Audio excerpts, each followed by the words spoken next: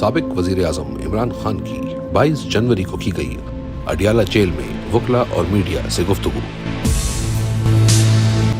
Yahya Khan part 2 کے اقتدار کو طول دینے اور 9 مئی کے واقعات کو چھپانے کے لیے قاضی فائز عیسیٰ نے 9 مئی فالس فلیگ آپریشن اور 8 فروری انتخابی دھاندلی سے متعلق ہماری پٹیشن نہیں سنی۔ تحریک انصاف کے ساتھ تاریخ کی بدترین انسانی حقوق کی خلاف ورزیاں کی گئی۔ ذل شاہ سے لے کر سمیع وزیر تک ہمارے ساتھ ظلم و جبر کی ایک طویل داستان ہے۔ ہمیں ملک بھر میں کسی بھی عدالت سے انصاف نہیں مل سکا۔ عدالتیں مفلوج ہیں۔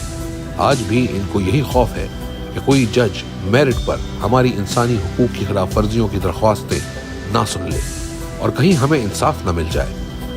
یہ جو بھی کر لیں، خدائی قانون ہے کہ ظلم و جبر کا دور زیادہ دیر تک نہیں چل سکتا۔ میں سعودی عرب کے ولی عہد شہزادہ محمد بن سلمان کا انتہائی مشکور ہوں کہ انہوں نے میری اپیل پر 7200 کے قریب غریب اور مستحق پاکستانیوں کو سعودی عرب کی جیلوں سے رہا کیا۔ میں نے ہمیشہ یہی کوشش کی ہے کہ اپنے عہدے، اثر و رسوخ سے عام پاکستانیوں کی زندگی سنوارنے کا اقدام کر سکوں۔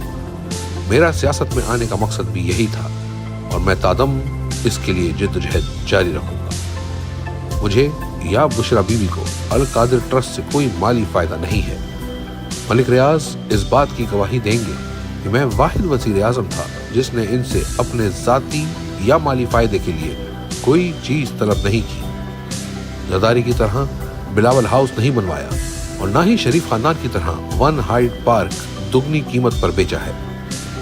میرے لیے پاکستان کے نوجوانوں کا مستقبل اہم تھا اور اسی کے لیے القادر یونیورسٹی قائم کی۔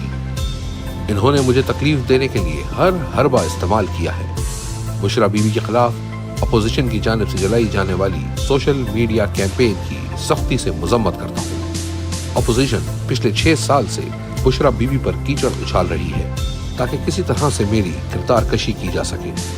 جو ہمارے خیر خواہ ہوتے ہوئے ان کے پروپیگنڈے کا حصہ بنتے ہیں وہ ہمارے خیر خواہ نہیں بلکہ دشمن کے مشن کی تکمیل کر رہے ہیں۔